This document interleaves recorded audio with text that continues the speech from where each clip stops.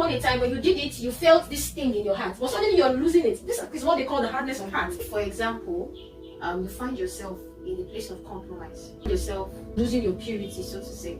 There is always provision for you to restore back. You see, the thing is, you have been recreated in Christ, and you're already in the righteousness of God in Christ.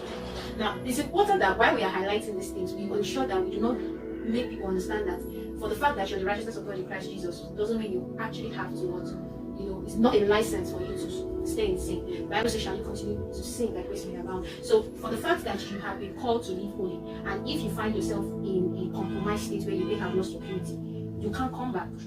But then there is a problem when you find yourself in a pendulum of going back and forth. Yes, you're making a loop, you're coming back and forth. It means you also have to now begin to examine yourself, and you have to apply wisdom. Because while you are busy moving like a pendulum, you sometimes may lose the fear of God, because you feel that God is all forgiving, God is all merciful. Now, as much as God is all merciful and all forgiving, you have to make sure you don't lose your fear of God. Because as much as He is all that, He's a consuming fire.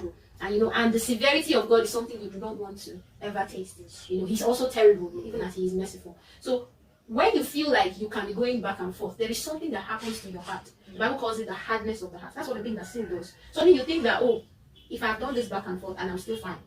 That's another thing. It's called the deception of sin. You think you're fine, but actually you're gradually getting hardened in your heart, and in circles, and gradually you're losing your faith.